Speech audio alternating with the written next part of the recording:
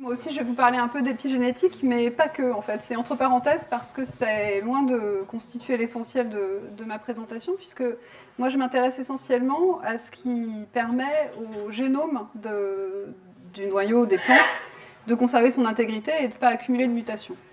Donc ça, c'est juste pour ne pas parler dans le vide sur quelque chose que vous savez pertinemment, à savoir que si on s'intéresse au génome nucléaire d'une plante, c'est pas de l'ADN nu, il est sous forme de chromatine, dont vous avez abondamment entendu parler, donc de l'ADN enroulé autour d'octamères d'histone.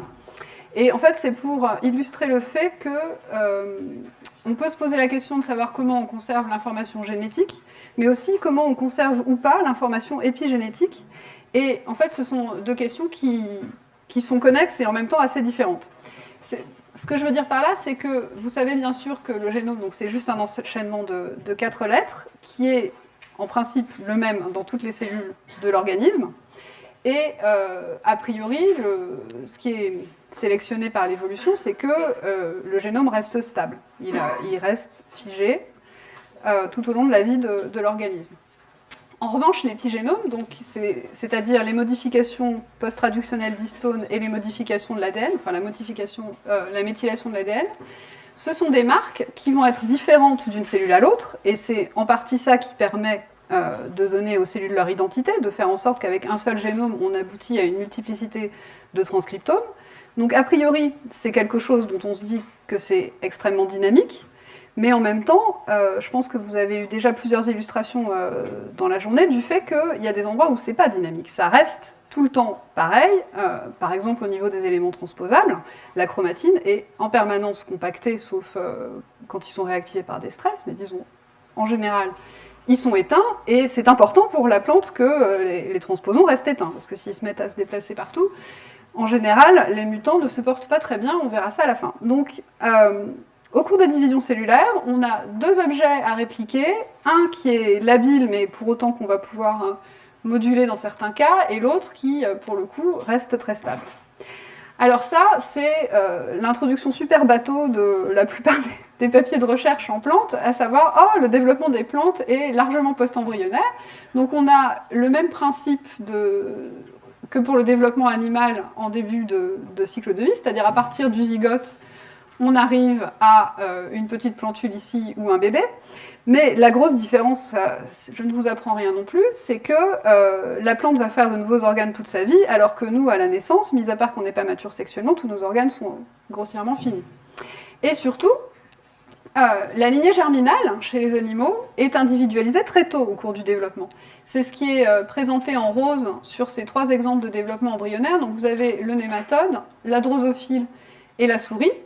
Et dans tous les cas, vous avez certaines cellules donc, qui sont schématisées par cette couleur rose, qui s'isolent en quelque sorte des autres très précocement au cours du développement embryonnaire, et qui, dès le départ, ont pour destin d'être des gamètes, enfin de donner des gamètes. Et ça, c'est important parce que si on s'intéresse à l'inverse à un méristème de plante qui va fonctionner pendant des mois avant que la plante produise des fleurs et donc des gamètes, on peut se dire qu'il y a un risque que les végétaux accumulent plus de mutations que les animaux avant d'en arriver à former leurs gamètes, justement. Donc, le maintien de l'intégrité du génome chez les plantes, ça pose des questions particulières. Donc ça, c'est ce que je vous ai dit tout à l'heure à propos du fait que les êtres humains ou les animaux en général, une fois qu'ils sont nés, ils grandissent, tandis que les plantes font de nouveaux organes, notamment des fleurs et des fruits. Et elles les font à partir du méristème apical collinaire. Donc ici, une plantule d'Arabidopsis, qui va donner en quelques semaines une plante adulte avec des fleurs. Et ces fleurs dérivent de l'activité du méristème apical collinaire, qui était présent dans la graine, et qui, à force, au fil des divisions, donne différents organes, notamment après la transition florale, des fleurs dans lesquelles seront contenus les gamètes. Donc on peut se dire qu'il y a un nombre de divisions très grand, entre le moment où la plantule émerge de sa graine et le moment où les gamètes se forment. Et évidemment, quand on s'intéresse à une plante comme Arabidopsis, c'est pas extrêmement spectaculaire parce que c'est une plante annuelle qui a une durée de vie courte, mais il y a des végétaux qui vivent beaucoup plus longtemps. Et les lésions de l'ADN ne sont pas des événements rares, ce sont au contraire des événements extrêmement fréquents. Donc ce tableau, évidemment, les chiffres n'ont pas d'intérêt en eux-mêmes, mais ça vous donne le nombre d'événements par jour et par cellule qui endommage l'ADN qui arrive chez l'homme. Alors si on suppose qu'il n'y a pas de différence majeure entre le nombre d'événements qui peuvent arriver dans une cellule végétale ou dans une cellule animale, ce qui va faire la différence, c'est la taille du génome. Donc le génome d'Arabidopsis, il est 25 fois plus petit que celui de l'homme, mais celui de blé, il est 5 fois plus grand, par exemple.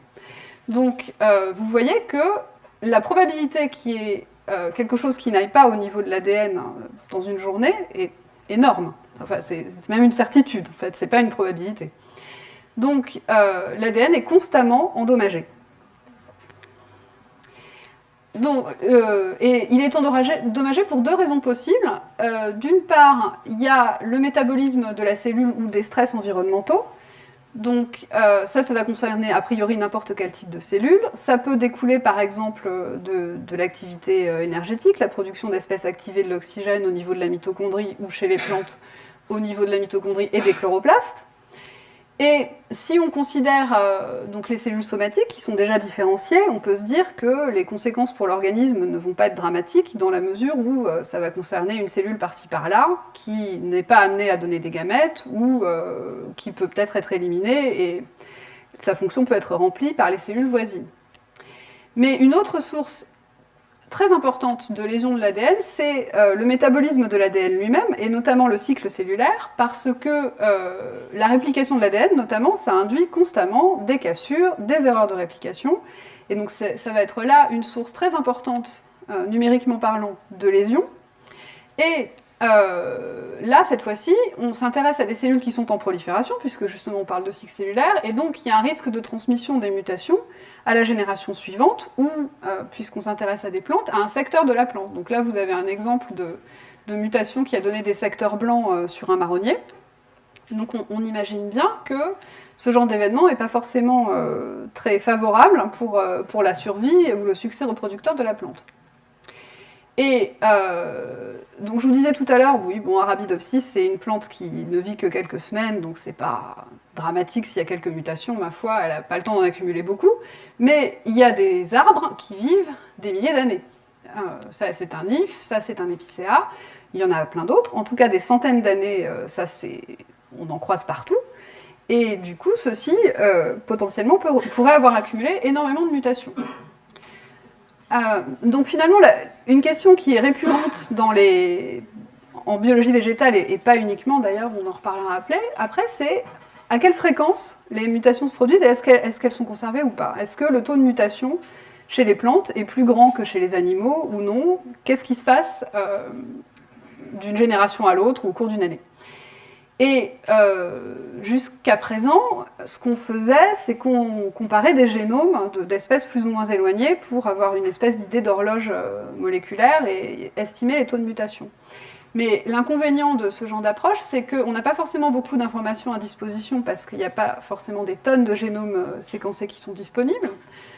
Ou alors, on va devoir s'intéresser seulement à une région particulière et la séquencer dans plein d'espèces, mais du coup, on aura une information relativement restreinte. Et puis, en plus, quand on commence à regarder des espèces différentes, on court le risque de regarder des séquences qui n'évoluent pas de manière neutre. Peut-être elles sont sujettes à sélection. Et donc, on pourrait se tromper sur les taux de mutation estimés. Et donc, de plus en plus de gens, dans différents modèles, ont eu recours à des méthodes de séquençage NGS pour comparer des individus apparentés, finalement, de la même espèce. Donc, je ne sais pas si c'est utile ou pas, mais je me suis dit que je pouvais peut-être vous expliquer rapidement comment ça marche, ces méthodes de séquençage NGS, que tout le monde utilise et qui ont vraiment débloqué énormément de questions. Et ça va me resservir pour d'autres moments dans mon topo.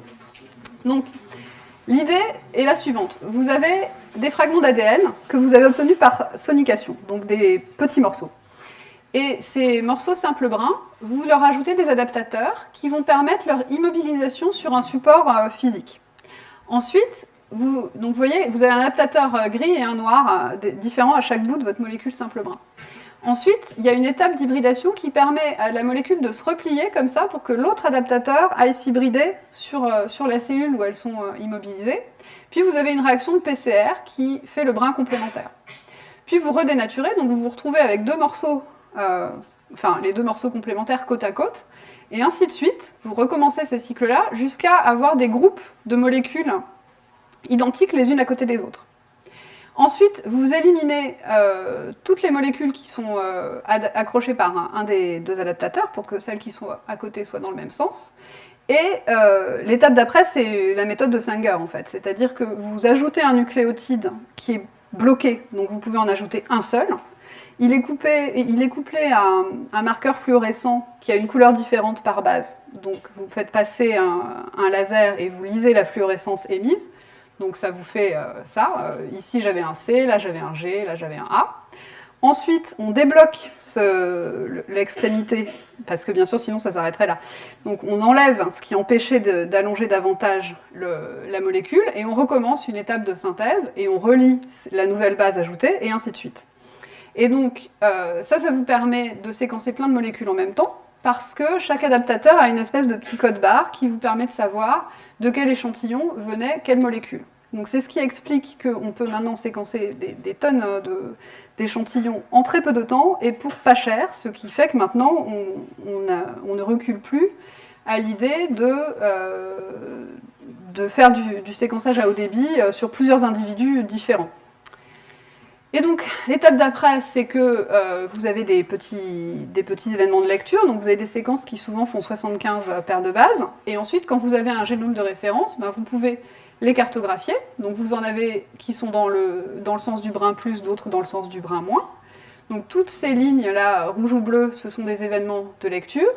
Et donc comme là, notre exemple, c'était chercher des mutations dans des individus apparentés, ce que vous allez chercher, c'est des mésappariements par rapport au génome de référence. Donc par exemple, par rapport à la mère qui a donné tous les frères et sœurs que vous avez séquencés. Donc c'est ce qu'on a fait chez Arabidopsis. Donc on est parti d'une population à un moment donné, et chacune de ces graines a donné une plante dont on a gardé une seule graine qu'on a replantée, et ainsi de suite pendant 25 générations. Peut-être que Vincent Collot vous a raconté quelque chose comme ça, voilà, ce matin, ça m'aurait étonné. Donc c'est exactement la même chose, sauf que cette fois-ci, on ne se demande pas s'il y a des pertes de méthylation, si des transposons ont bougé, on se demande est-ce qu'il y a des mésappariements quelque part dans le génome, si je compare cette plante-ci avec celle-là, avec celle-là. Et donc en faisant ça, on a réussi à estimer que le taux de mutation chez Arabidopsis, c'était d'environ 8-10-9 par génération, donc c'est un taux qui est faible. J'ai un tableau un peu plus loin qui vous compare à ce qui existe chez les animaux. C'est un peu plus que chez un animal, mais c'est beaucoup moins que chez la levure, par exemple. Donc il semble que les plantes n'accumulent pas tant de mutations que ça. Alors maintenant, qu'est-ce qui se passe si on s'intéresse à un arbre? Parce que Arabidopsis, ma foi, n'a pas vécu très longtemps, peut-être n'a-t-elle pas accumulé beaucoup de mutations. Mais des chercheurs se sont posé la même question pour cet arbre qui s'appelle le chêne de Napoléon, qui existait déjà en fait au moment des campagnes de Napoléon. Il avait une quarantaine d'années à cette époque-là, et qui se trouve en Suisse.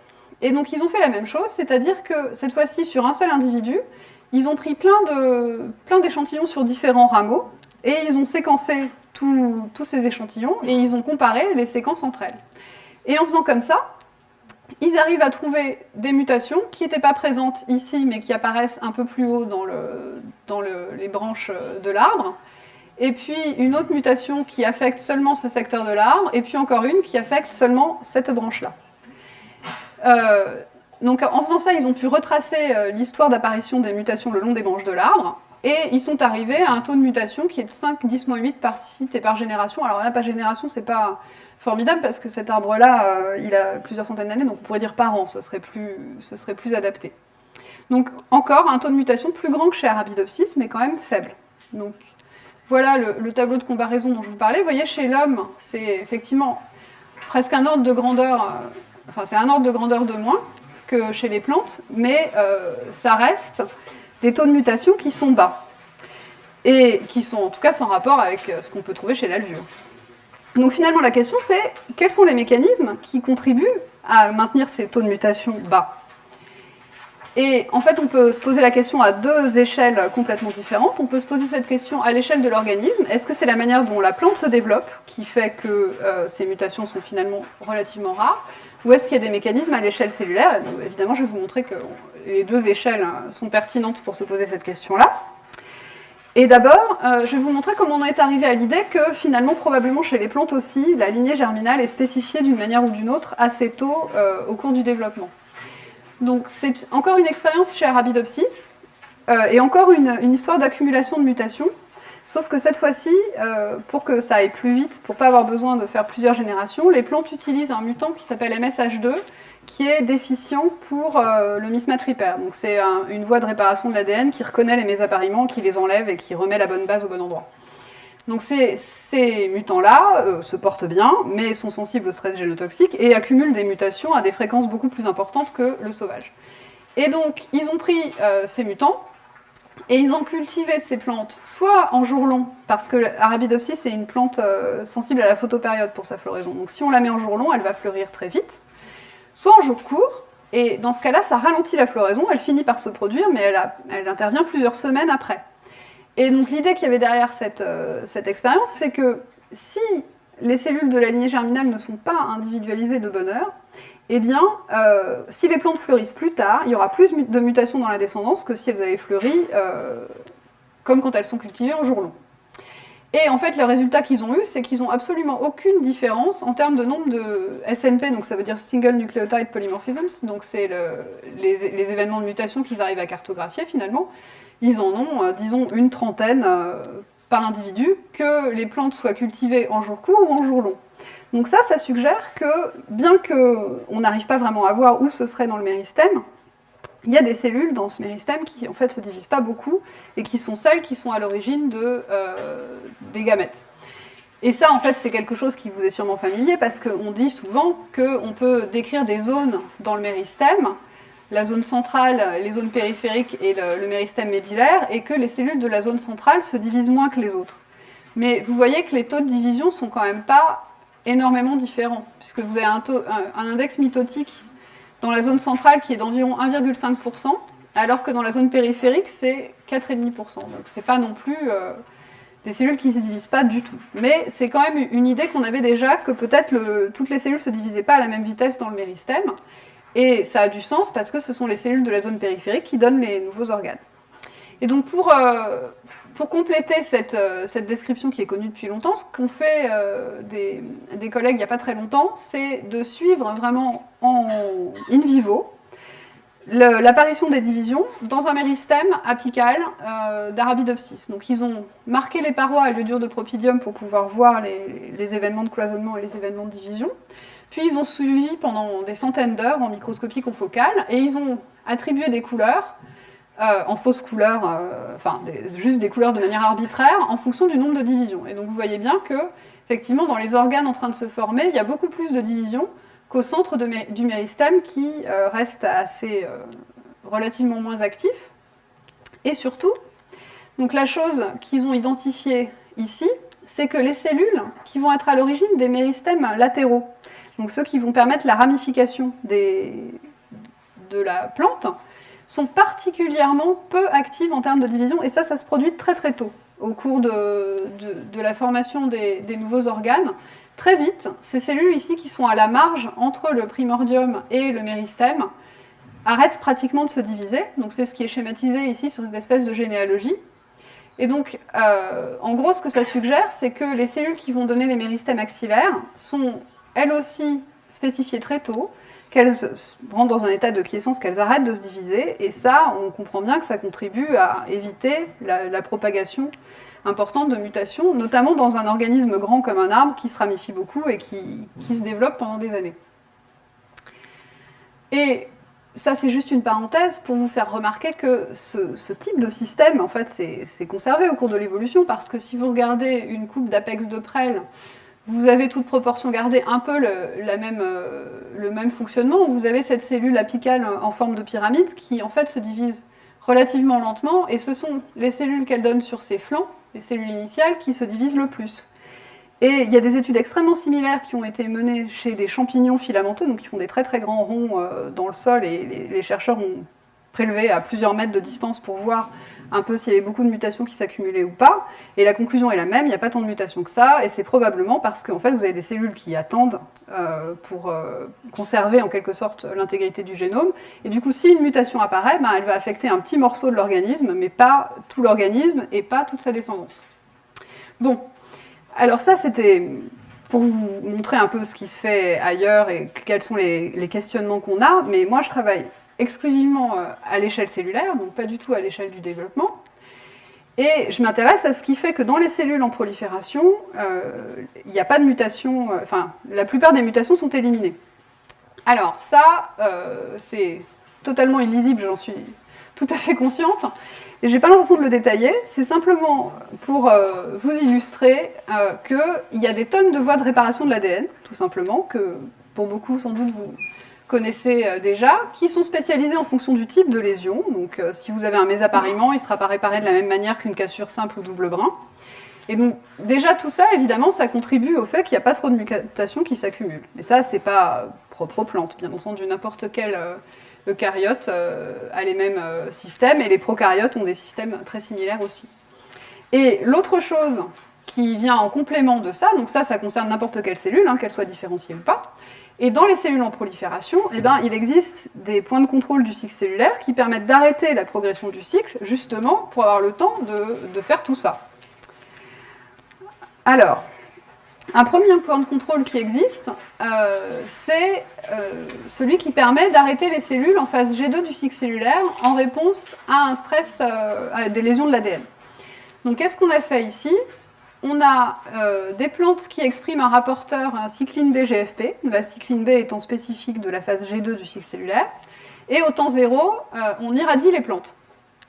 Et ce qui se passe, vous le voyez très bien, c'est que dans un témoin non irradié, la cycline B ne marque que quelques cellules parce qu'elle marque une phase relativement courte du cycle cellulaire. Et en réponse à l'irradiation, vous avez une augmentation énorme de l'expression de cette cycline qui devient pas généralisée à tout le méristème, mais quand même il y a une très très grande proportion des cellules qui l'expriment, et ça c'est parce qu'elles sont arrêtées en phase G2 du cycle cellulaire, ce qui leur donne le temps justement de réparer les lésions. Donc là, comme on parle d'irradiation, c'est des cassures double brin, mais on pourrait obtenir des résultats similaires avec d'autres stress génotoxiques. Donc une première réponse, c'est celle-là, et l'autre réponse qui est très importante chez les plantes, c'est l'induction d'une mort cellulaire programmée. Donc c'est ce qu'on voit ici. Ce sont des méristèmes racinaires ou apicaux, là c'est un méristème floral je pense, enfin d'inflorescence, colorés à l'iodure de propidium. Donc c'est une molécule qui normalement colore l'ADN, mais qu'on peut aussi utiliser pour colorer de manière aspécifique les parois végétales, et qui ne rentre pas dans les cellules si elles sont vivantes. Par contre, quand elles sont mortes, le colorant pénètre à l'intérieur des cellules et ça vous fait ces espèces de grosses taches rouges comme ça. Et donc vous voyez que quand on traite les plantes avec de la zéocine, donc qui est une molécule toxique qui induit des cassures de l'ADN, eh bien vous avez une mort cellulaire massive dans les cellules du méristème racinaire et aussi dans les cellules du méristème collinaire. Et vous voyez même que c'est particulièrement prononcé dans les cellules méristématiques, justement. Les cellules qui sont sur les côtés, donc il faut imaginer, là il est vu de dessus le méristème, donc ça c'est les cellules vraiment du méristème, et sur les côtés ce sont des organes en train de se former. Donc c'est vraiment dans le méristème qu'on voit cette réponse de mort cellulaire programmée. Donc finalement, quand vous avez une cellule en prolifération qui subit un stress génotoxique, qui dans 90% des cas est juste normal et consécutif au fait justement qu'elle réplique son ADN et que parfois il y a des problèmes pendant la réplication, et bien, le cycle cellulaire s'arrête. Si tout va bien, l'ADN est réparé, la cellule repart en division comme si de rien n'était. Si vraiment c'est la catastrophe, il y a énormément de lésions de l'ADN, il y a induction de mort cellulaire programmée, donc les cellules sont éliminées, ce qui fait qu'elles ne produisent pas de cellules mutées qui seraient leur descendance. Et le cas intermédiaire que je ne vais pas trop détailler aujourd'hui, c'est que les cellules peuvent être poussées en différenciation. Donc ça se voit notamment dans les jeunes organes en développement, c'est-à-dire qu'au lieu de continuer à se diviser, elles vont commencer à grandir et à acquérir leur identité de feuille, par exemple. Et ça s'accompagne souvent de ce qu'on appelle l'endoréplication, c'est-à-dire une succession de phases S sans mitose, donc leur contenu en ADN augmente. C'est un processus qui est physiologique, qui est normal chez beaucoup de plantes, mais qui peut être induit de manière prématurée s'il y a des lésions de l'ADN.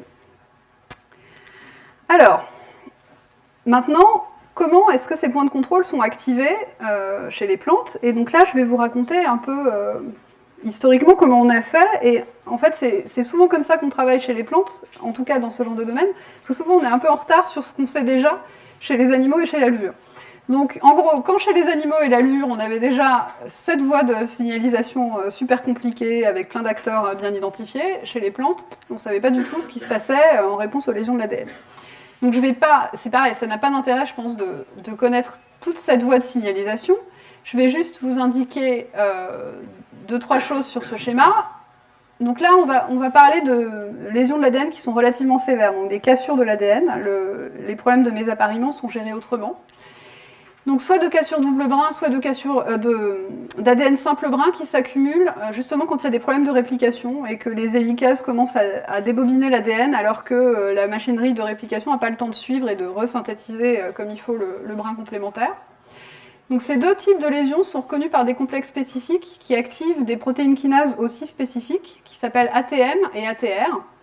Et elles mettent en jeu une voie de signalisation qui en gros converge vers la protéine P53 dont vous avez sûrement déjà entendu parler, qui est un suppresseur de tumeur et qui permet d'arrêter la progression du cycle cellulaire. Donc chez les plantes, la première chose qu'on a faite, c'est chercher des homologues de tous ces facteurs-là, puisqu'ils étaient déjà connus. Et c'est assez facile parce qu'on dispose de banques de mutants chez Arabidopsis. Donc il y a des grandes collections de mutants d'insertion ADNT obtenus par l'agrobactérie, dont on connaît les sites d'insertion. Donc on peut aller interroger le génome d'Arabidopsis. Est-ce qu'il y a un homologue d'ATM? Oui. Est-ce qu'il y a un mutant qui a une insertion dans ATM? Oui. Ah, je vais caractériser ce mutant pour voir si la fonction est conservée. Donc c'est ce qu'on a fait. Et on a trouvé ATM et ATR, on était contents. Ils ont à peu près les mêmes fonctions que chez l'animal, à ceci près que aussi bien la perte d'ATM que d'ATR a des conséquences très lourdes sur le développement de la souris, alors que chez les plantes, en gros, il ne se passe rien. Les mutants sont parfaitement viables. Les mutants ATM sont un peu stériles, mais les mutants ATR sont absolument indifférenciables du sauvage tant qu'ils ne sont pas soumis à un stress génotoxique. Donc c'était intéressant parce qu'on a pu montrer que les premières étapes de la voie de signalisation étaient conservées et en même temps on a pu travailler avec des mutants qui sont bien viables chez la plante alors que chez les animaux ou chez la levure c'est plus difficile à manipuler. Et on s'est retrouvé coincé parce qu'il n'y a pas d'homologue ni de Check1 ni de Check2 qui sont les intermédiaires de signalisation, ni de P53 dans les génomes de plantes. Donc quand on est confronté à cette situation-là, il faut faire autrement pour trouver quelle est l'étape d'après de la voie de signalisation. Et donc les plantes ont énormément été utilisées pour ça, historiquement en recherche d'une manière générale, et dans ce cas particulier aussi, on peut faire des cribles génétiques, parce qu'on a deux grandes populations d'individus très facilement, donc c'est facile de faire une mutagénèse et de chercher des mutants qui ont un phénotype d'intérêt. Donc ce qu'ont fait les auteurs, c'est qu'ils ont pris un mutant qui est hypersensible au stress génotoxique. Donc vous voyez, quand on irradie du sauvage à la dose qui est utilisée là, il développe quand même ses premières feuilles. Alors que ici, ce qu'il faut voir, c'est qu'il n'y a pas de feuilles du tout de développer. Donc ce mutant est très sensible. Il arrête complètement sa croissance après irradiation. Et on a trouvé par mutagénèse EMS un mutant qui s'appelle SOG1 pour Suppressor of Gamma 1, qui croît normalement, comme le sauvage, après irradiation. Donc là, vous avez le nombre de feuilles développées en fonction du temps, et vous voyez que les courbes du sauvage et du double mutant sont à peu près les mêmes, alors que la courbe du mutant qui a servi à la mutagénèse, elle, est très très en retard par rapport au sauvage. Et ensuite, on identifie le gène muté par clonage positionnel. Alors, autrefois, ça prenait très longtemps. Là, vous avez les références des deux publications. Celle qui a conduit à trouver le mutant, c'est celle de 2003, et celle de 2009, on a trouvé ce que c'est qui était muté. Donc au début, c'était très long parce qu'il fallait faire des croisements pour regarder la ségrégation de marqueurs le long du chromosome et voir lesquels étaient liés au gène. Ça s'appelait faire une marche sur le chromosome, c'était très très long. Maintenant, on fait ça aussi par NGS, avec la technique que je vous ai expliquée précédemment, et on cherche la région dans laquelle les mutations sont surreprésentées dans le génome, et donc ça accélère considérablement le processus. Et donc on a trouvé ce facteur de transcription, puisque c'est de ça qu'il s'agit dans le cas de SOG1, qui est activé par ATM et ATR en réponse au stress génotoxique. Et la question d'après, évidemment, c'est quelles sont les cibles de ce facteur de transcription. Est-ce qu'il a le même genre de cible que P53 ou pas? Et donc pour ça, on utilise la méthode de ChIP-seq, dont vous avez déjà entendu parler, je pense, aujourd'hui. Alors je ne sais pas si on vous a détaillé un peu les différentes étapes, au cas où je vous l'ai mis ici, de manière très simplifiée. Donc, puisqu'on s'intéresse aux cibles de SOG1, on veut se placer dans un contexte où il y a des cassures dans l'ADN, donc on fait un traitement des plantes à la zéosine. Ça, c'est évidemment pas une étape qui est générale au ChIP-seq. Ensuite, on extrait les noyaux et la chromatine des noyaux, on la fragmente, et puis on a une étape d'immunoprécipitation avec un anticorps spécifique de la protéine qui nous intéresse, Et donc à cette étape-là, tous les fragments d'ADN qui sont liés par cette protéine vont tomber parce que au moment de l'extraction, on a, enfin juste avant en général, on a fixé les interactions ADN-protéines de manière covalente. Donc on n'a pas de risque de perdre l'ADN en cours de route dans les différentes étapes d'immunoprécipitation et de lavage. Et ensuite, on détruit ces liaisons covalentes et on récupère que l'ADN et on le séquence selon la méthode que je vous ai déjà décrite avant. Et après, on se retrouve avec des séquences comme ceci. Donc, comme elles sont assez courtes et que les fragments d'ADN parfois sont plus longs que le double de la longueur maximale de séquence qu'on peut obtenir, imaginez vous avez un morceau de 300 paires de bases que vous séquencez par les deux bouts et vous avez 75 de chaque côté, il vous manque toujours le milieu.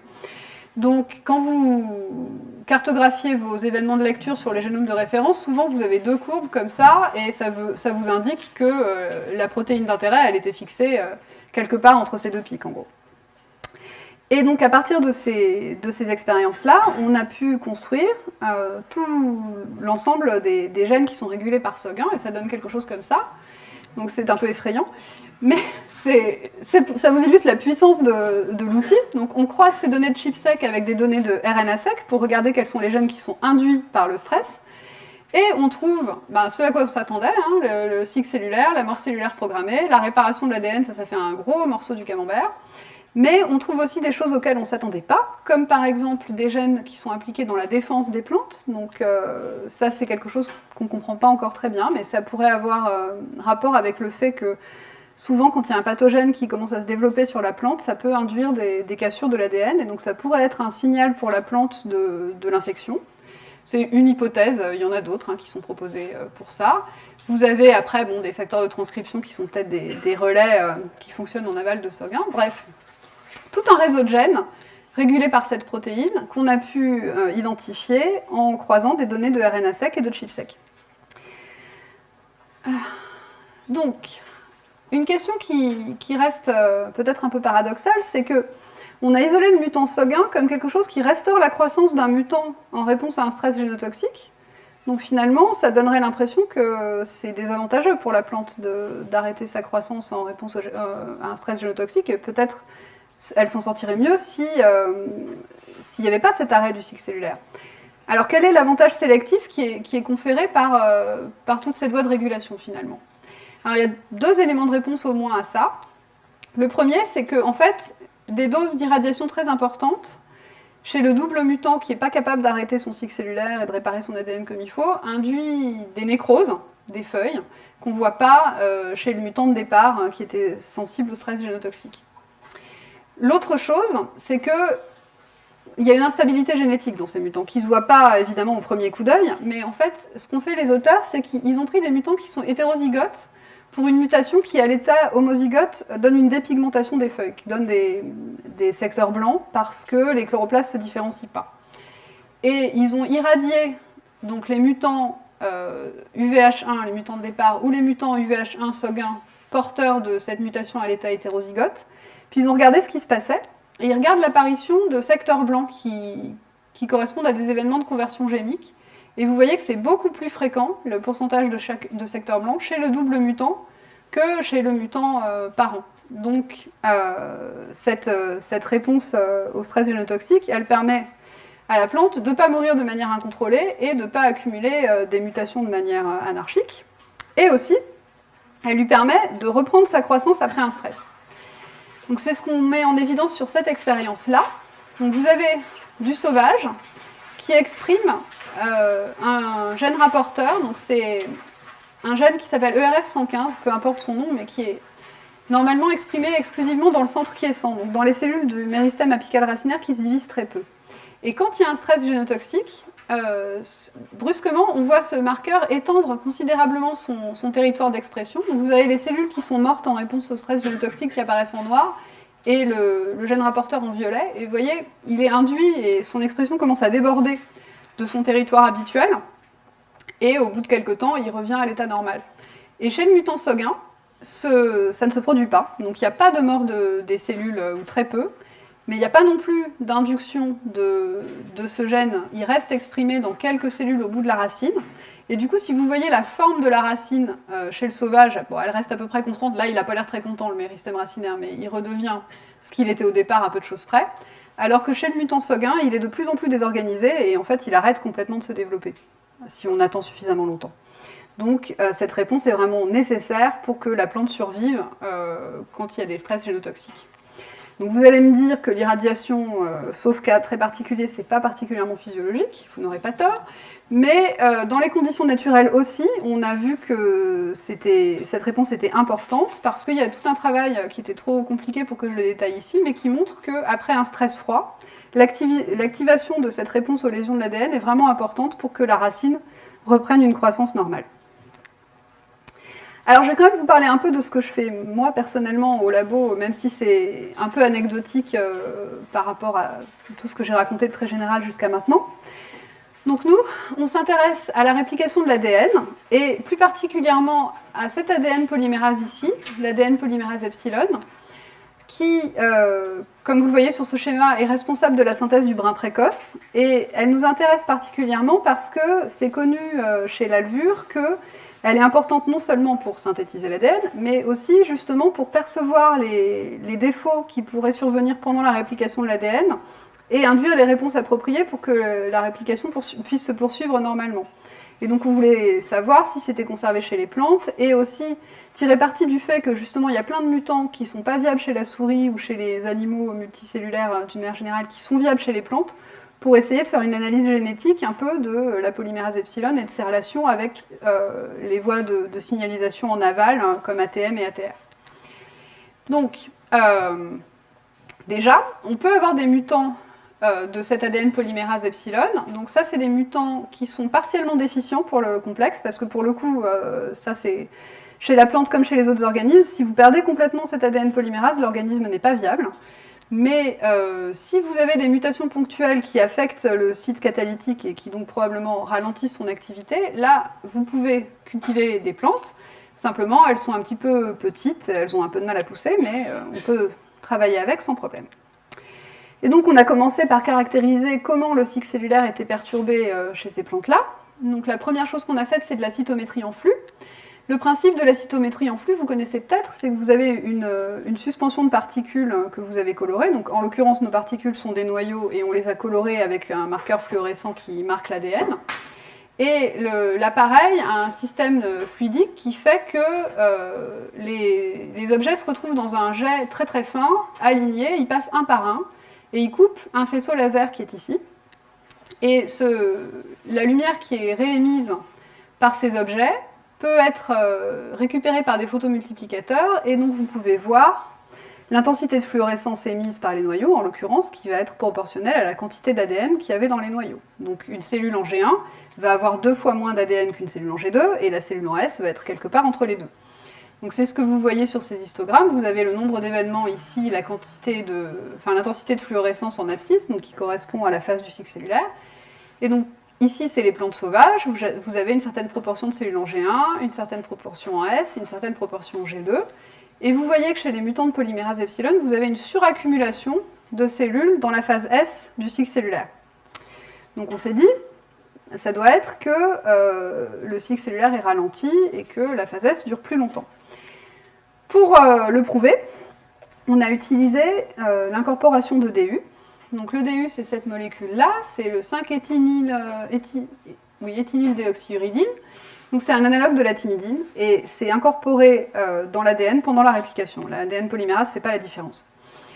Et ensuite, par une réaction chimique qui est catalysée par du cuivre, on peut venir coupler une molécule fluorescente, en l'occurrence en vert, et ça permet de marquer l'ADN néosynthétisé.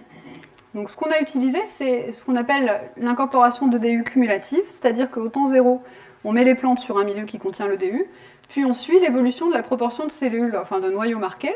Donc vous voyez probablement que cette proportion augmente au cours du temps, bien entendu, puisque les cellules ne sont pas synchronisées. Donc au fil du temps, il y en a de plus en plus qui sont passées par la phase S, et donc on peut représenter ça sur un graphique. Le pourcentage de cellules marquées en fonction du temps, les cellules non marquées étant repérées en colorant leur ADN au DAPI, tout simplement. Et on peut approximer la durée du cycle cellulaire et la durée de la phase S en utilisant l'équation de cette droite. Donc le pourcentage de cellules marquées, c'est une fonction linéaire du temps d'incubation en principe, si on n'attend pas trop longtemps, parce qu'évidemment ça sature au bout d'un moment. Une fois que c'est à 100%, ça n'ira pas au-delà.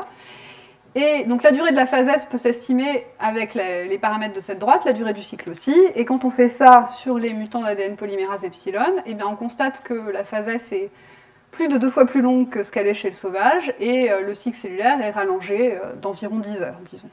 Donc ça s'interprète comme ces mutants ont un défaut de réplication, la phase S est plus longue, peut-être tout simplement parce que l'enzyme n'est pas très efficace et donc il faut plus de temps pour répliquer l'ADN. Mais aussi, le cycle cellulaire est beaucoup plus long que ne peut l'expliquer la différence de durée de la phase S, donc probablement il y a activation d'autres points de contrôle, notamment en phase G2. Et donc ça nous a amené à formuler l'hypothèse que chez ces plantes, il y avait un stress réplicatif constitutif, c'est-à-dire que la machinerie de réplication progressant mal, ça mime des situations qui peuvent se rencontrer dans la cellule, comme quand il y a une séquence qui est difficile à répliquer parce qu'elle a une forte structure secondaire, ou parce qu'il y a une collision entre la machinerie de réplication et la machinerie de transcription. Et donc pour essayer de voir si c'était vrai, on a mesuré la sensibilité des plantes à l'hydroxyurée, qui est une molécule qui déplète le pool de DNTP dans la cellule, ça inhibe leur biosynthèse, et du coup, faute de substrat, les enzymes de réplication ont du mal à fonctionner, et ça ralentit la phase S. Et donc on a regardé la sensibilité ou la résistance des plantes en mesurant la quantité de plantes qui ont des vraies feuilles à différentes doses d'hydroxyurée. Et donc ce qui est intéressant, c'est que le mutant SOG1, qui est déficient pour la signalisation en réponse au stress réplicatif, il est hypersensible à cette drogue parce qu'il n'est pas capable de mettre en place les mécanismes de compensation adéquats. En revanche, le mutant de polymérase epsilon, il est complètement résistant à l'hydroxyurée. Pour lui, c'est comme s'il ne se passait rien. Et donc notre hypothèse, c'est que comme il y a ce stress réplicatif permanent, les voies de réponse sont déjà activées et donc le mutant est tolérant à ce problème. Mais ça ne montre pas que l'enzyme elle-même est requise pour percevoir ces défauts. Donc pour répondre à cette question, on a généré des plantes chez qui l'accumulation de la protéine cette fois est diminuée. Donc jusqu'à présent, on avait une accumulation normale d'une enzyme qui ne marchait pas bien. Et on a remplacé ça par des plantes qui accumulent une quantité anormale de l'enzyme, donc chez qui l'enzyme est sous-accumulée. Et cette fois-ci, quand on regarde, cette fois-ci on a mesuré la longueur des racines au lieu de la proportion de plantes avec des vraies feuilles, mais ça revient au même. Quand on regarde la sensibilité à l'hydroxyurée de ces plantes-là, cette fois elles sont vraiment hypersensibles, comme le mutant SOG1, ce qu'on interprète comme le fait que cette enzyme est importante pour vraiment percevoir les défauts de progression de la fourche et activer les voies de réponse cellulaire appropriées. Donc le modèle auquel on est arrivé, c'est celui-là. Je vous passe les expériences de génétique pour situer la polymérase epsilon par rapport à ce qui était déjà connu dans la voie de signalisation des lésions de l'ADN. Mais en gros, ce qu'on pense, c'est que quand la fourche de réplication est bloquée, la polymérase epsilon permet l'activation de la kinase ATR, donc qui est celle qui est spécifique des défauts de réplication, justement, qui, en retour, active SOG1, permet donc de déréguler un grand nombre de gènes, ce qui aboutit à l'arrêt du cycle, à l'induction de la réparation de l'ADN, et aussi à la biosynthèse de nucléotides. Et c'est ça qui permet à la plante de survivre quand la réplication est perturbée par un stress quelconque. Donc, ça c'est pour résumer la première partie de ce que je vous ai raconté. Donc, on a vu qu'il existe finalement 2 niveaux de régulation qui permettent d'éviter l'accumulation de mutations chez une plante. Il y en a qui se situent au niveau de l'organisme. Donc, finalement, les cellules qui sont à l'origine des gamètes, contrairement à ce qu'on a tendance à raconter, probablement elles sont identifiées assez tôt dans le développement des plantes, même si on ne sait pas identifier exactement dans le méristème lesquelles ce sont. On voit que le taux de mutation accumulé est compatible avec l'idée qu'il y a des cellules qui se divisent vraiment très peu et qui attendent le moment où la fleur va se former pour reprendre une activité de division.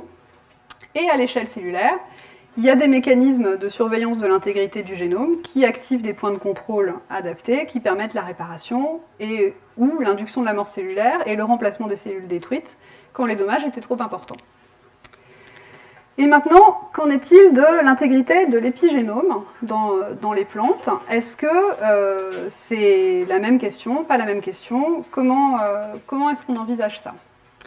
Alors, Ça, c'est pareil, c'est plus à des fins d'illustration que pour retenir quoi que ce soit, mais cette diapo a pour but de vous montrer à quel point les modifications post-traductionnelles d'histones sont diverses. Donc vous avez ici schématisé l'histone H2A, H2B, H3, H4, donc ça fait un nucléosome, et chacun de ces histones a une queue N-terminale qui possède différents résidus qui peuvent eux-mêmes subir différentes modifications. Donc vous avez l'acétylation, la méthylation, la phosphorylation, l'ubiquitination, et ça n'est que les plus classiques. Il y en a d'autres qui ne sont pas représentées là parce qu'on ne sait pas bien à quoi elles servent en fait, donc elles ne sont pas beaucoup étudiées. Et en plus, vous pouvez avoir différents niveaux de ces modifications qui ne sont pas représentées là. C'est-à-dire, comme Angélique vous l'a dit tout à l'heure, et vous avez déjà sûrement entendu ça ailleurs, parfois vous pouvez avoir un groupement méthyle, mais parfois 2 ou 3 sur le même résidu lysine. Donc c'est un code extrêmement compliqué. Et la plupart de ces modifications, elles ne sont pas présentes sur les histones néosynthétisés. Ils sont globalement acétylés, donc il y a un certain nombre d'acétylations qui sont déjà présentes sur les histones qui viennent d'être traduits, mais ils ne sont pas méthylés, ils ne sont pas ubiquitinés, ils ne sont pas phosphorylés. Donc toutes ces modifications-là, ça se met en place après. Et du coup, la question c'est, une fois que c'est là, est-ce que ça reste là ou pas? Et pourquoi la question se pose? Parce que si on reprend notre fourche de réplication de tout à l'heure, mais que cette fois-ci on dessine les histones le long de l'ADN, vous imaginez assez facilement que pour que cette grosse machinerie de réplication passe, il faut les enlever, les histones. Donc ils sont évincés de la chromatine devant la fourche et ils sont réincorporés derrière. Mais évidemment, vous en avez la moitié de ce qu'il vous faut, puisque vous avez 2 brins d'ADN. Donc vous avez un recyclage des histones parentaux, qui sont dessinés en rose et bleu, là, qui est semi-conservatif. Donc chacun des 2 brins en hérite un peu. Mais vous avez des histones nouveaux, qui sont représentés en gris, qui sont amenés par des chaperones, et qui, eux, pour simplifier, sont exempts de modifications. Donc la question, c'est de savoir comment est-ce qu'on remet les nucléosomes au bon endroit, parce qu'une fois qu'on les a enlevés, il faut se souvenir que c'était ceux-là qui étaient là et les remettre ici et pas en mettre d'autres qui ont des modifications différentes. Et puis, comment est-ce qu'on recopie les marques des histones parentaux sur les nouveaux histones? Ce qui est un peu moins difficile si on a remis les histones parentaux au bon endroit, on se dit que ça va être facile de s'en servir comme modèle. Toute proportion gardée, c'est un peu ce qui se passe pour la méthylation de l'ADN dont je ne vais pas parler du tout aujourd'hui. Vous avez différents types de méthylation qui sont maintenus de manière différente, mais les méthylations CG qui sont symétriques, elles sont portées par le brin parental et du coup elles peuvent être recopiées sur le brin fils assez facilement. Alors, donc on a bien vu que quand on réplique l'ADN, forcément on va perturber l'organisation de la chromatine, on va perturber l'épigénome et on risque de perdre de l'information. Est-ce que c'est un problème? Oui, parce que déjà, le maintien de l'hétérochromatine constitutive, c'est extrêmement important, on l'a dit plusieurs fois aujourd'hui, pour l'extinction des éléments transposables. Il faut absolument que l'hétérochromatine constitutive, globalement, reste de l'hétérochromatine constitutive pour que les éléments transposables restent silencieux. Et on sait que si on perturbe avec des drogues la progression de la fourche de réplication, et bien chez la levure, ça entraîne justement une perte de l'information au niveau de l'hétérochromatine constitutive. Donc ce couplage avec la réplication, il est vraiment important, et si on le perturbe, on perd l'information épigénétique. Ensuite, si on arrête de s'intéresser toujours aux éléments transposables, les marques d'histones, que ce soit leur dépôt ou leur retrait, sont extrêmement importantes pour l'acquisition de l'identité cellulaire. Je vous l'ai dit en introduction sans vous révéler quelque chose de nouveau. La présence de marques d'histones spécifiques, c'est ce qui permet d'avoir plusieurs transcriptomes différents et donc des types cellulaires différents. Et si vous incorporez, mettons, un nouvel histone néosynthétisé qui est très fortement acétylé dans un gène que vous voulez réprimer, ça ne va pas, parce que l'acétylation, ça promeut l'expression des gènes. Donc il va falloir enlever cette acétylation et la remplacer par une marque répressive. Et on sait aussi, c'est la même chose que pour l'hétérochromatine constitutive, que si on perturbe la réplication des marques d'histone au cours de la réplication, bah justement on a des problèmes de maintien de l'identité des cellules chez les animaux. Et puis, dans le cas des plantes, mais ce serait vrai aussi chez d'autres organismes, c'est particulièrement intéressant chez les plantes, je trouve, il y a un certain nombre d'états chromatiniens qui sont importants pour ce qu'on appelle les phénomènes de mémoire, notamment de mémoire du stress chez les plantes. Donc tout ça, ça fait que c'est important de répliquer correctement les marques d'histone dans les cellules en prolifération. Alors, J'ai rassemblé ici un certain nombre d'exemples de processus qui requièrent la reproduction de marques chromatiniennes chez les plantes. Donc là, c'est juste pour faire joli, j'ai mis des transposons de maïs parce que c'est un exemple qui vous est familier, mais c'est pas de ça que je vais parler. Je vais juste brièvement vous signaler que, mais vous l'avez peut-être déjà vu ce matin, donc l'extinction des éléments transposables, c'est important pour ne pas accumuler une mutation. Donc ça, c'est des exemples de phénotypes anormaux obtenus dans la descendance du mutant DDM1. Donc il y a cette perte de méthylation parce qu'il est mutant pour une protéine de remodelage de la chromatine qui permet l'accès des méthyltransférases à l'ADN. Donc vous avez un certain nombre d'aberrations phénotypiques qui apparaissent au fil des générations. Plus vous maintenez ce mutant à l'état homozygote, plus ça va mal, donc plus il accumule des mutations. Donc ça, c'est au cas où vous n'auriez pas été convaincu que c'est important de conserver l'hétérochromatine constitutive. Peut-être plus inattendu, quoique aussi très connu, le contrôle de la floraison chez les plantes, ça requiert aussi une reproduction des marques épigénétiques. Donc là, je vais y passer un petit peu plus de temps. Donc, vous savez qu'un certain nombre de plantes ont besoin de vernalisation pour fleurir. Et pourquoi est-ce qu'elles ont besoin de cette vernalisation? Comment ça marche au niveau moléculaire? De manière très simplifiée, dans la plante, après sa germination, le gène FLC est très fortement exprimé, et FLC, c'est un répresseur de la floraison. Donc, tant que les niveaux de transcrit de ce gène sont hauts, la plante ne fleurit pas. Et en réponse au froid, ce gène va avoir son expression diminuée, parce que des protéines qu'on appelle les protéines du complexe PRCE, donc ça veut dire Polycomb Replacing Complex, je vais revenir à ça dans une minute, viennent sur ce locus et déposent une marque d'histone répressive qui est la marque d'histone H3K27 triméthyle dont Angélique vient de vous parler. Et cette marque-là, une fois qu'elle est déposée en réponse au froid, elle reste au fil des divisions qui vont suivre. Et ça fait que le répresseur de floraison étant éteint, quand les conditions redeviennent favorables, la plante fleurit. Donc ça, c'est un exemple très connu de mémoire épigénétique, qui est très très simplifié ici parce que le locus FLC est extrêmement complexe, mais je n'ai pas le temps de rentrer dans le détail, et je ne suis pas sûre que ce soit très intéressant. Mais en tout cas, ce qui est clair, c'est que l'information qui est acquise ici pendant l'hiver, elle perdure quand la plante continue à se développer après. Alors donc, juste un mot sur les polycombes, parce que je trouve que ce serait dommage de ne parler que de plantes et pas d'où ça vient. Donc ce complexe, il a été découvert chez la drosophile, et il est important donc, pour éteindre des gènes de développement qui sont en fait conservés chez tous les animaux, souvent sous forme de clusters. Donc ici, vous avez l'exemple du cluster OXD chez la souris. Donc vous avez plein de gènes qui codent des éléments régulateurs très importants pour le développement des organes, et ils sont ordonnés le long du chromosome, dans l'ordre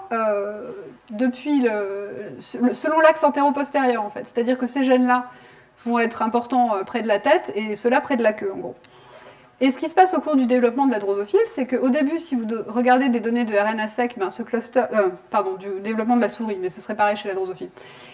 Si vous regardez le RNA sec de ce cluster, il est complètement plat, donc au stade très précoce de l'embryogenèse, ils ne sont pas exprimés du tout, et ils commencent à s'exprimer d'un bout à l'autre du cluster, et ça s'accompagne donc d'un retrait de la marque H3K27 triméthyle qui occupait tout le cluster au début de l'embryogenèse, et qui recule graduellement au fur et à mesure que l'embryogenèse avance. Donc cette marque répressive, c'est important pour contrôler le développement chez tous les eucaryotes multicellulaires, en gros, aussi bien chez la drosophile que chez les plantes. Donc, cette parenthèse étant passée, revenons à notre plante qui fleurit.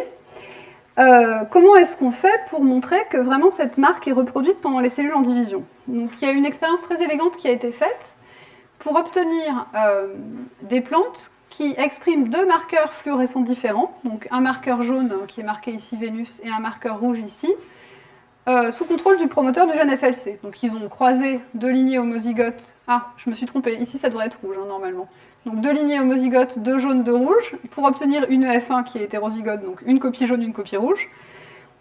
Et ils ont regardé comment se comportait leur gène rapporteur. Et pourquoi, quelle est la question qu'ils voulaient traiter en faisant ça? Eh bien, si l'information qui est importante pour l'extinction du gène FLC est quelque chose qui est là en transe, c'est-à-dire qui est diffusible dans toute la cellule, et les deux copies doivent se comporter de la même façon au cours des divisions. Donc soit vous avez les deux qui sont allumés, et dans les filles de cette cellule-là, tout le monde reste allumé, soit les deux sont éteintes, puisque c'est un facteur diffusible. Maintenant, si l'information est portée en 6 et qu'elle repose sur justement la reproduction d'un état épigénétique au cours de la réplication de l'ADN, bah là vous pouvez avoir tous les cas de figure. Vous pouvez avoir deux copies allumées, une allumée et l'autre éteinte, ou alors la première éteinte mais la seconde allumée, ou les deux éteintes. Et donc c'est ce qu'ils ont fait chez Arabidopsis. Ah, c'est intéressant, mon machin n'a pas disparu, donc, mais vous voyez quand même dessous, j'espère. Donc ils ont observé que tous les cas de figure existent. C'est-à-dire que ici, vous voyez des cellules qui sont à la fois jaunes et à la fois rouges, mais là, vous avez tout un côté qui est jaune, et c'est l'autre côté qui est rouge. D'accord? Donc vous pouvez avoir soit des cellules qui expriment les deux rapporteurs, soit des cellules qui n'en expriment qu'un des deux, soit à terme, quand la vernalisation est finie, des cellules qui n'expriment aucun des deux. Et donc ça permet de montrer de manière claire que l'information est portée en 6, et c'est en fait la reproduction de l'état chromatinien sur ce locus qui gouverne s'il est allumé ou éteint. Ah bah voilà, on y va quand même mieux là. Donc, pour finir, un autre exemple de cas où le stress thermique, où la mémorisation de l'état chromatinien est important, c'est donc tout ce qu'on appelle les phénomènes de mémoire du stress. Et donc j'ai pris, parce qu'il est particulièrement clair, l'exemple du stress thermique. Donc si vous cultivez des plantes à 22 degrés, bien sûr, elles se développent normalement, tout va bien. Si vous leur donnez un choc thermique à 45 degrés, c'est assez radical, tous les Arabidopsis meurent à cette température-là. Maintenant, si vous les acclimatez gentiment d'abord, en faisant doucement monter la température jusqu'à 45 degrés, que vous les laissez un petit peu à 45 degrés, puis que vous les laissez se remettre pendant 4 jours, et que vous leur refaites un choc thermique brutal à 45 degrés, là, toutes les plantes survivent. Donc ça s'interprète comme ces plantes-là se souviennent de ce qui leur est arrivé ici, et ont induit des changements dont on ne sait pas ce qu'ils sont exactement, mais qui leur permettent de faire face à un nouveau stress plus fort. Et ça, quand on s'intéresse à des organismes fixés, on voit bien quel avantage sélectif ça peut avoir, parce qu'une plante qui pousserait dans un terrain qui est très fréquemment sec, mettons, aurait intérêt à se souvenir que la sécheresse est un événement qui peut se produire, ce qui lui permet de se préparer, en quelque sorte. C'est ce qu'on appelle le phénomène d'acclimatation, finalement. Et donc, il y a eu tout un travail de fait aussi pour comprendre quelles sont les bases moléculaires de ça, et cette fois-ci, c'est une marque activatrice qui a été mise en évidence pour être très importante pour ce processus. Donc le graphe est un peu compliqué, mais c'est la synthèse de tout un travail de recherche. Donc, vous avez l'évolution de l'enrichissement en différents traits de la chromatine en fonction du temps sur un locus qui est important justement pour la réponse au stress thermique, qui s'appelle APX, peu importe, et qui est ciblé par HSFA2, donc c'est un Heat Stress Factor, c'est un facteur de transcription qui est induit par le stress thermique. Et donc vous voyez que dans le sauvage, vous avez une fixation très transitoire de HSFA2, et qu'une fois qu'HSFA2 est parti, en revanche, ce qui persiste, ce sont ces deux marques d'histone, H3K4 diméthyle et H3K4 triméthyle, qui sont des marques activatrices, alors que la marque H3K9 acétylée, qui est aussi une marque activatrice qui suit très bien la transcription, elle s'établit de manière beaucoup plus transitoire. Et ça correspond très bien à ce que fait le transcrit de ce gène, que je ne vous montre pas ici, mais il est induit au moment du stress thermique et son expression redescend. Et si un nouveau stress thermique se produit, alors il est induit plus vite et plus fort. Et on pense que s'il est induit plus vite et plus fort, c'est parce que ces marques activatrices restent sur ce locus pendant des jours et des jours.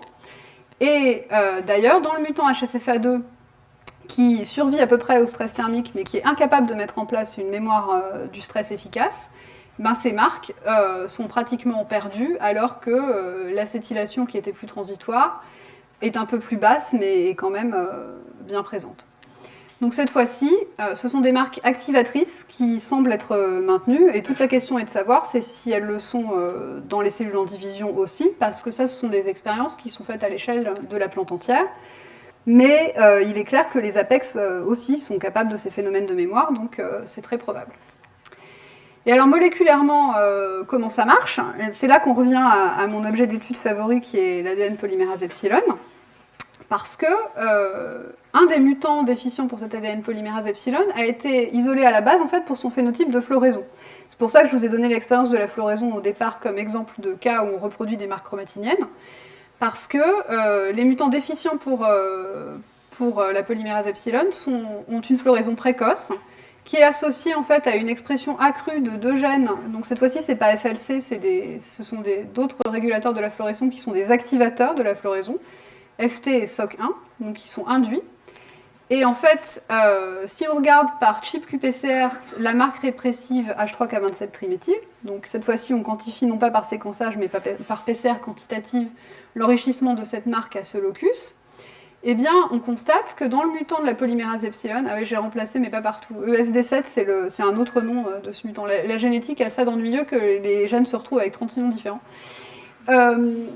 Donc dans ce cas-là, vous avez une baisse de cette marque répressive sur ces gènes qui sont des activateurs de la floraison, donc qui sont exprimés précocement, et vous avez une floraison précoce dans ces mutants. Donc il semble que la polymérase epsilon soit importante, en tout cas pour recopier la marque H3K27-triméthyl. Et si on s'intéresse maintenant au stress thermique, eh ben, on a un peu le même genre de défaut, c'est-à-dire que, donc ça c'est les plants de contrôle cultivés à 22 degrés. Chez le sauvage, vous avez un taux de survie de 60-70% si vous avez appliqué le protocole d'acclimatation au stress thermique que je vous ai présenté précédemment. Et le taux de survie est divisé par 2 chez les mutants de polymérase epsilon, alors qu'en conditions contrôle, ces plantes se développent lentement, mais efficacement, elles ne meurent pas spontanément. Donc il y a aussi un problème de mémoire du stress thermique chez ces mutants. Donc ça soulève la question des mécanismes moléculaires, et là, en fait, on est loin d'avoir résolu tous les problèmes, donc je vais vous en parler brièvement. Donc, ce qui est certain, c'est que c'est probablement pas exactement les mêmes mécanismes pour toutes les marques, parce qu'elles ne sont pas toutes répliquées avec la même cinétique au cours du cycle cellulaire. Donc ça, c'est quelque chose qui n'est pas accessible chez les plantes, parce que techniquement, on n'arrive pas à faire des synchronisations aussi bonnes. Mais chez la levure, on peut synchroniser parfaitement des cellules, les relâcher, donc on les arrête en phase S, on les relâche et on regarde par espace de 10 minutes à quelle vitesse les marques sont reproduites par chip sec. Et si on fait ça, on constate que certaines marques suivent complètement la réplication de l'ADN qui est en noir et d'autres sont plus tardives. Donc elles ne sont pas toutes répliquées avec la même cinétique. Et ce qui a été montré aussi chez la levure, c'est que l'ADN polymérase epsilon contribue à cette réplication. Donc, ce que je ne vous ai pas dit jusqu'à présent, c'est que c'est en fait un complexe multiprotéique qui a 2 sous-unités ici en orange qui ne sont pas indispensables à la survie des cellules. Et quand on délète ces sous-unités, en fait, on a une perte partielle de l'information épigénétique. Donc, ce qu'ils ont fait dans cette expérience-là, c'est qu'ils ont introduit un gène d'autotrophie pour l'uracile dans une région hétérochromatidienne. Et ils ont regardé si ce gène était éteint ou non dans les mutants qui ont perdu ces sous-unités de la polymérase epsilon. Et vous voyez que ces mutants, par rapport aux sauvages, se développent mieux en l'absence d'uracile et sont par contre plus sensibles à une molécule qui est transformée en un composé toxique par le produit du gène URA. Donc il y a une certaine perte de marques d'hétérochromatine qui ont été quantifiées par chip QPCR. Donc là, c'est une marque d'hétérochromatine constitutive dans ce cas-là. Mais vous voyez que ce n'est pas du tout du 100%. Donc l'ADN polymérase epsilon contribue, mais elle n'explique pas tout le phénomène de recyclage des marques chromatiniennes. Et nous, ce qu'on a vu chez la plante, c'est que cet ADN polymérase interagit avec des éléments du PRC2, donc qui déposent la marque K27-triméthyl. Vous avez ici une expérience de co-immunoprécipitation avec MSI1 ou Curly Leaf, donc qui sont ces unités ici, taguées à la GFP, en utilisant un anticorps contre la polymérase epsilon pour l'immunoprécipitation. Et vous voyez qu'en faisant ça, on fait bien tomber soit MSI1, soit Curly Leaf. Donc il y a une interaction avec les protéines PRC. Mais c'est pareil, ça ne résout pas tout parce que tout le génome n'est pas marqué par cette marque-là. Donc on ne sait pas si cette interaction, elle ne se fait que quand la machinerie de réplication passe dans les loci qui sont marqués comme ça ou pas. Donc ça reste encore des questions qui sont à creuser et on est loin d'avoir fini de disséquer les mécanismes moléculaires. Donc ça c'est l'idée à laquelle je voulais aboutir dans ce séminaire, c'est-à-dire que la fourche de réplication, en fait, c'est un édifice incroyablement complexe qui regroupe bien sûr les protéines qui sont responsables de la réplication, mais aussi les protéines qui perçoivent le stress réplicatif et qui activent les points de contrôle appropriés, les protéines qui recyclent les histones parentaux, les protéines de modification de la chromatine qui recopient les marques portées par les histones parentaux, et ce dont je n'ai pas parlé du tout, les protéines qui sont impliquées dans la méthylation de l'ADN. Et c'est la coordination de toutes ces protéines-là ensemble qui permet de maintenir l'intégrité du génome et de l'épigénome dans les lignages de cellules. Et donc ça, c'est la dernière diapo, promis. C'est simplement pour ouvrir sur d'autres questions qui se posent. Enfin, vous avez vu qu'on est déjà loin d'avoir résolu tout des questions précédentes, mais une autre vraie question, c'est comment est-ce qu'on recopie les états chromatiniens quand on répare l'ADN, parce que ça aussi, ça suppose de pousser les histones pour avoir accès à l'ADN pour le réparer, et c'est quelque chose qui est en pleine exploration, même chez les animaux. Et une autre question connexe, c'est au contraire, quand on veut changer l'épigénome, quand on veut le reprogrammer, est-ce que dans les cellules au cours du développement, ça se fait à n'importe quelle phase du cycle cellulaire, ou est-ce qu'il y a une phase préférentielle pour ça? Ça, c'est quelque chose qui reste complètement ouvert. Voilà, je vous remercie de votre attention.